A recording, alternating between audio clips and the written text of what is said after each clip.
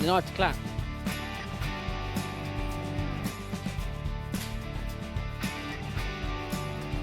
It's very Latino.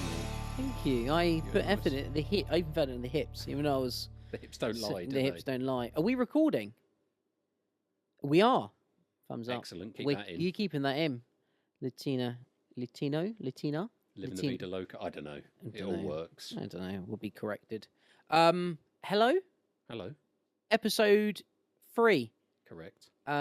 Exciting. It is. We've had a wardrobe change. About 3 minutes between episodes, but don't tell anyone. 3 minute between episodes. I've been told I don't look at the camera enough. So this is very new. This camera, the guy behind the camera is telling me, making some bad gestures and pointing at the camera. So I'm now going to look at the camera and say hi. Don't make it awkward though. Yeah, I don't want to make it awkward. No. At least I'm playing it cool. Yeah, exactly. You know, that's style it out. Style it out. That's the main thing. Episode 3. Yep. Exciting. We're back.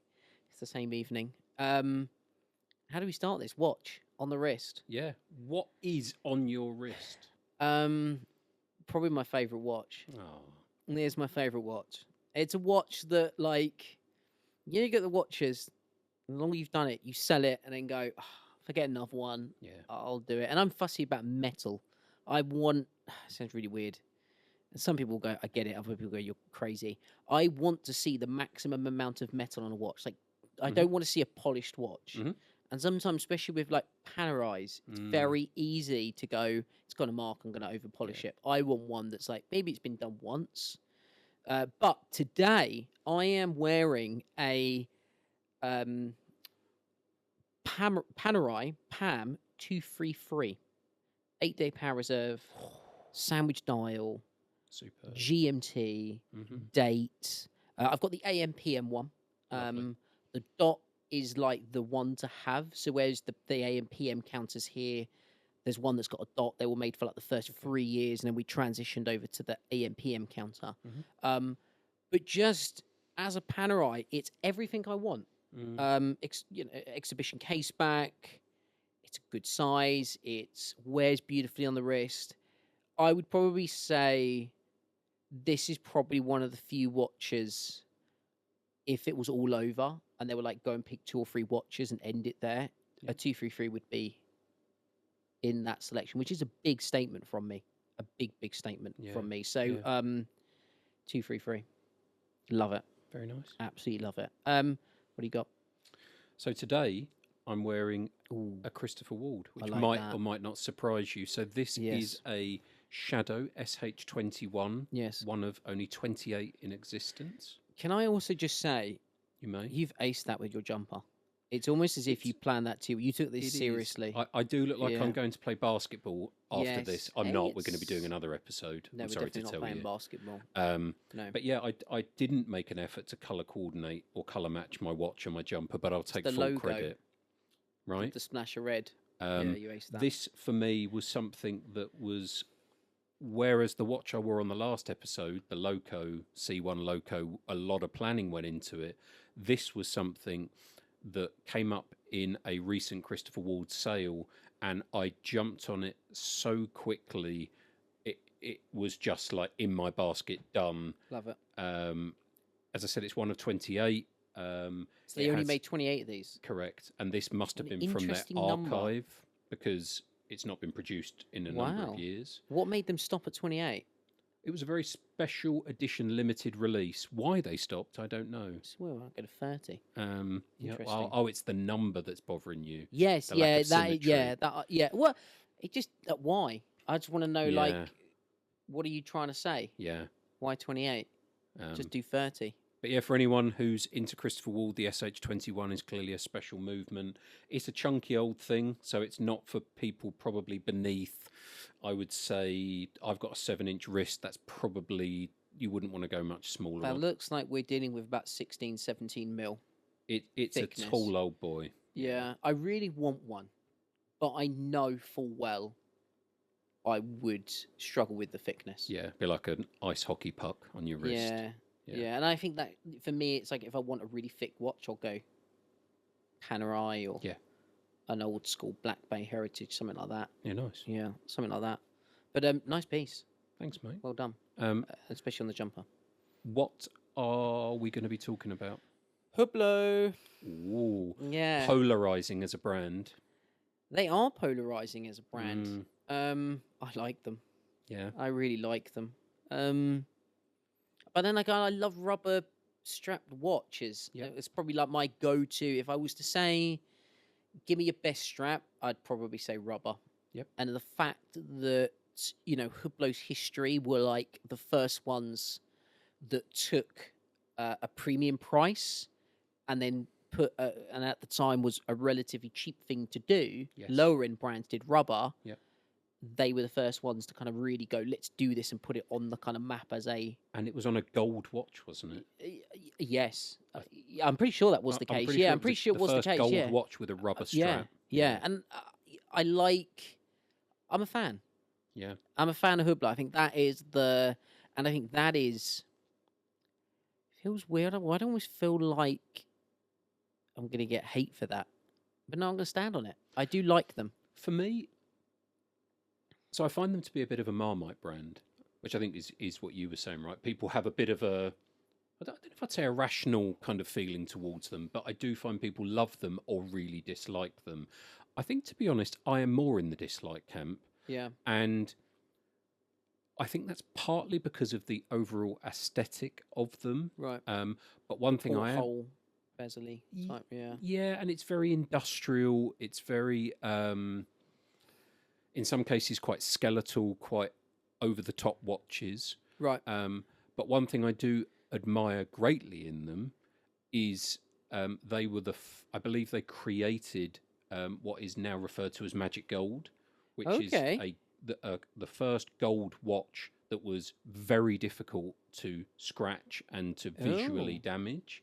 Sounds like a good marketing pitch. And but they have an entire department that is dedicated to like the research of the behavior of metal and how it scratches and how they can protect it. And that, for me, I can admire, Tristan. I've handled quite a few.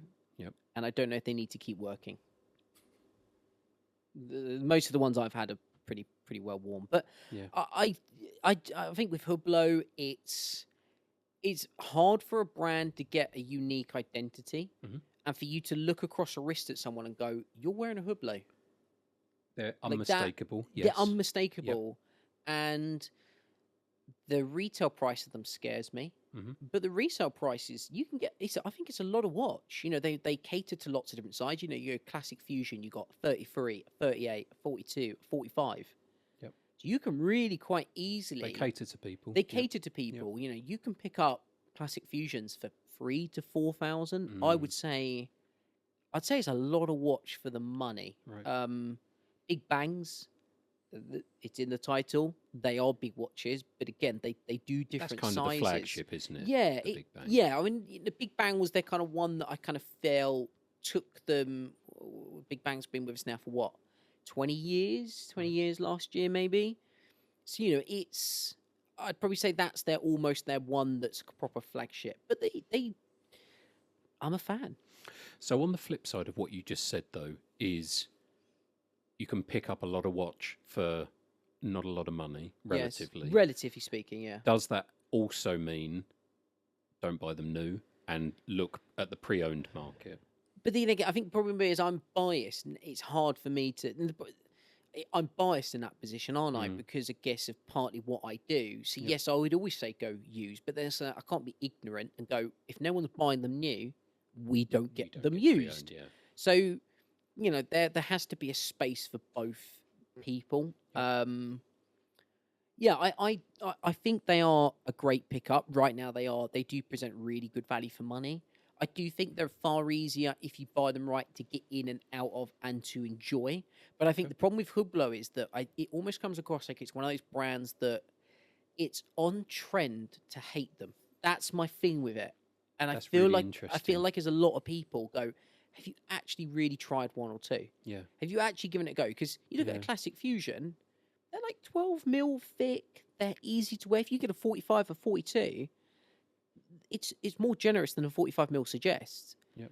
And again, I'm starting to sound like I'm paid by them, but I feel like I've got to back their corner because I don't feel there's enough people that do it. I feel like it's very much a brand right now that is on trend to dislike That's so interesting. them. So something I've read about, and Hmm. you can either disavow me of this belief or you can say Go on. you've got it, is that a lot of their, I think, pre 2020 ish models and releases Yep.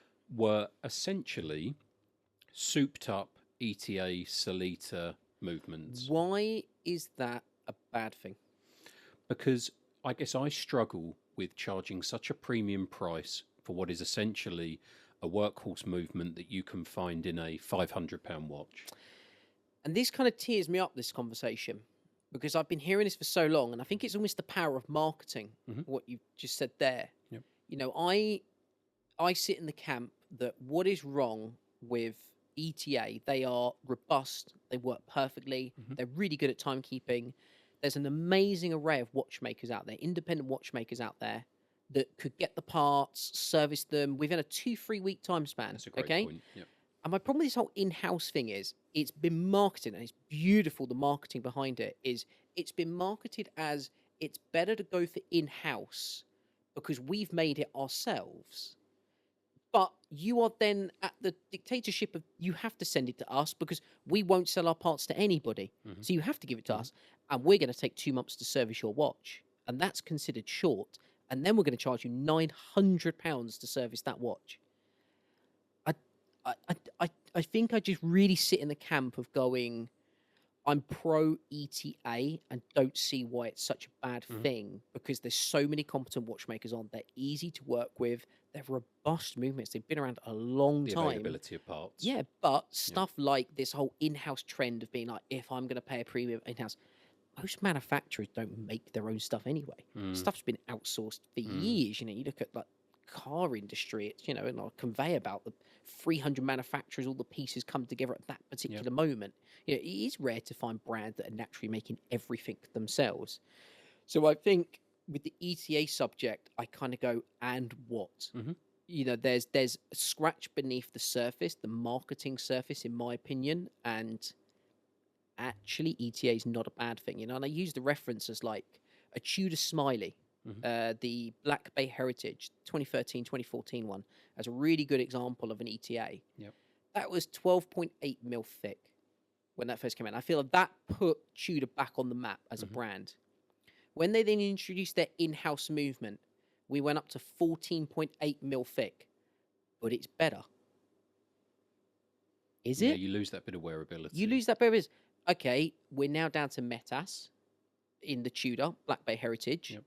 And we're back down to 12.8, 12.9 mil thick. But it's taken them 10 years to get you've gone there. up to come down. But if you want your watch serviced by your local watchmaker, you can't because they can't get the parts anymore. Yep. They have to go to the brands. That's it. So, yes, offbeat from the Hublot subject, but it's like one of my trigger points is the in-house conversation about how it's such a good positive thing, and I just go, maybe there's a different spin on it here and it's not so bad. But there is a period, in my opinion, especially with Hublot, whereby you go 20-25 years old, kind of pre Jean-Claude Biver 2004 2005, where they were a bit clunky, like the stuff they weren't maybe the best. They were quartz, the MDM quartz, they had an identity that they clearly kept with that porthole, and you know they were different, but they kind of lacked. I'd say it, and it's harsh. Lacked the quality. It wasn't a good different. It wasn't a good different. No, since that kind of 2004, 2005, since they introduced that Big Bang, since kind of Jean went in there, you can tell they've really started to elevate, and they got that identity. They've kept that going for 20 years. So, yeah, that's my kind of Hublot. I wouldn't go and spend 15,000-20,000 pound on one. No way. But I do think they're one that if you've got a £3,000 to £5,000 budget, don't discourage them because someone else has said they're bad, because it's trendy to say they're bad. Maybe just go and give it a go. You might actually really like it. So, and I think that leads on to a point that I'd be really keen to know more about, and I'm sure people tuning in would as well. Yep. You are heavily involved in the pre-owned market. Yes. What are some things for people to be aware of as it relates to Hublot? I think again, again, biased, buying pre-owned. I think, especially if you're not sure if you love the brand yet and you're getting into the brand, Yep. go and try the pre-owned market. Yep. It's very easy to be attracted to, and I understand why you do it. It's a very good incentive. 0%. I can see how some people would fall into the trap of a brand new watch and they'll go 0%. It's nice. There's not many things out there you kind of get that encouragement with. So I could see, but I think if you're not sure about the brand yet, try the used market. That would be my biggest thing. Keep to a safety zone of a slightly lower budget. Go something for a little bit more modern. Go within that kind of 3,000 to 5,000 budget area to try it, because you can get in and you can get out pretty kind of quickly. There's a lot of good buyers out there, and there's a lot of good platforms to buy from. It's I'd probably say it's been one of the best times to get into watches and buy it, because of you've got stuff like the eBay authenticity. Yes. It's a really good, safe place to buy stuff like that. And I'm a massive fan of it. So I think stick between that range. Go pre-owned. Give it a go. Classic Fusion, I think, is a really good one to try. And then I would probably say a big bang. If you really like it, you want to go slightly bigger, a big bang. But yeah, pre-owned, 3,000 to 5,000 mark. You get a lot of watch your money. And platforms like eBay are really kind of good, safe place. Yeah. Okay, that's awesome. Yeah. Should we get into some questions? Let's get into some questions. I'm asking you the longest question in the world. Okay. Thanks, John. He's put effort into the question. He has. So, thank you, John from Glasgow. So the question is, in watch collecting, there's often huge excitement around the chase for that next piece. But once the watch finally arrives, that feeling can fade, something many of us know all too well. He's really put effort into this. I like this. It's quite dramatic. Yeah, it is. Yeah. But it's got substance, Yeah. Quite often, the watch then gets sold on, sometimes at a loss, once the novelty wears off. Yes. From your experience, how do collectors balance that constant desire for the next incoming with the financial reality of the hobby and avoid falling into the cycle of impulse buying and selling? I'm just trying to work out, do I let you answer that first and then... No, carry on. And personally, how do you manage the excitement of new income while still staying practical in how you collect? That's a big question. That is a big question. I'm going to try and break it down as best I can. Go. And I'm going to start with the end and work backwards. So, even as someone, personally speaking, who has been through 700 plus watches in my time, and that ranges from luxury brands to independents to micro brands to all sorts of different watches, I still get excited when something new arrives. I think the difference in where I was versus where I am, and where I would encourage people to try to get to, is I think of watch collecting now almost as a bit of a project. And I don't mean to make it sterile for people, but I have an idea now of where I want to get to, why, by when, and what my collection might look like. Yes. I have some cornerstone pieces in my collection that I now look to build around. I think I've got an identity in my collection. And for me, that helps to avoid the temptation to grab something because it's cheap, or grab something because it's just a hyped up piece. And in turn, that helps me avoid that immediate almost buyer's remorse, or something that develops over the weeks you own something.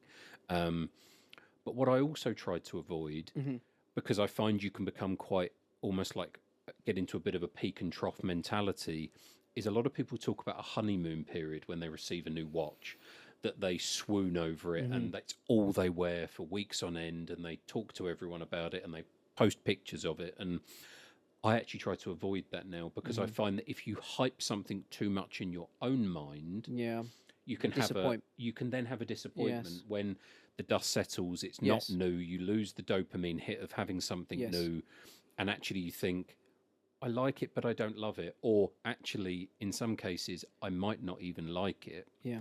So for me, we all are going to make mistakes. Yeah. I think we've spoken about it before. Part of the journey. It's part of the journey, and it's about minimizing your downside as much as you can. So Yes. buying pre-owned, I buy 95% of my watches pre-owned. Yes. Because then I know that my downside is likely to be Yes. minimized. And I can, if I want to, exit them at hopefully not a loss. Yes. But if you are going to lose out on something, it won't be too strong. Yes. And then you can look to reinvest in the next piece. And do you plan for the exit? It depends. Hmm. So I have had watches even recently that I've bought and I've already thought this is not going to be a long-term keeper. Right. And literally the moment I receive it, I think, I like it, but it won't hang around in the collection for long. Yeah. I guess that's what I always used to do, was I used to, maybe not at the beginning, and that's where I realised I went wrong. When I started to plan the exit, I realised I was someone who liked the idea of changing it. I then started to get really in the habit, and I started to, I hate the word expertise or expert like that, but I really started to kind of work on planning my exit from them. You know, and it sounds weird, but it was, I would, you know, put effort and planning into that. So that definitely helped me. And I think one other thing I would say is a lot of people in watch collecting talk about having a one in, one out policy, whereby if I want to buy something, I have to sell something. I can understand the policy. Yeah. I can understand it, particularly if you have a finite storage space like a watch box. Yes. Or I know because I used to be there. Now I try to get myself in a place where if I'm ready to sell something, I'll sell something. If I'm ready to buy something, I'll buy something. I try not to attach and chain link my purchases and my selling. Okay. Because I find that can then become a bit cyclical, and then you are almost chasing something because of something else. Yeah. And you stop enjoying just what it is. For Yeah. the reason you're picking it up. Revolving door. Exactly. Yeah. Exactly. Good. So, question for you from Ian in Barnstaple. I I've pre-read said the that right. question. Yes. Is there a particular watch in your collection, Tristan, that you would never sell, and why? No. That's the short answer, is that I would probably, I'm not someone, I've not had a watch, you know, where I think I've ever probably kept it more than 6 months, Right. 9 months, that I've kind of had in a box that I've used, if that makes sense. So, you know, if I've ever kind of had a watch to the side, if that makes sense, it was never really because I necessarily enjoyed it. It was more because I just kind of sat on it and it was kind of there. So, yeah, for me, no. I think I've enjoyed the aspect of knowing there is thousands of amazing watches out there, and I've made peace with that. So no, I'm content with the fact that I go into most pieces knowing that I'm probably not going to keep it. But, and this is the big but, one of the things, and New Year's resolution, that's the one, I actually made that this year. And it was the weirdest one because I always felt pathetic saying it. But my New Year's resolution was to actually keep a watch. Right. And so far, I can report I'm 2.5 months in. I still have the watch, which is pretty good for me. Yeah. Because you know, with what I do, it's got to the point where it was almost weekly. Whereas now I'm 2.5 months in, and that's my Yachtmaster 42. I wear it a lot, and I love it. I really struggle. That's on the Oyster Flex, isn't it? That's the Oyster Flex. It's the white gold one, so it's quite toned down. I really struggle to fault that particular piece. So I think it's one of those ones that I think maybe that question will be more relevant almost in 2 years' time, and I can go, yes, I've still got that particular piece. So how long have I done this? 12 years of being addicted to this. No, but 2.5 months in, it's going well. So maybe we'll see. We'll see. Okay, Ian. So we'll leave it there. Yes, We'll leave it say there. thank you to everyone Thank you very much for tuning in, particularly to the guys for their questions. Yes. And we'll see you on the next one. Yes. Thank you.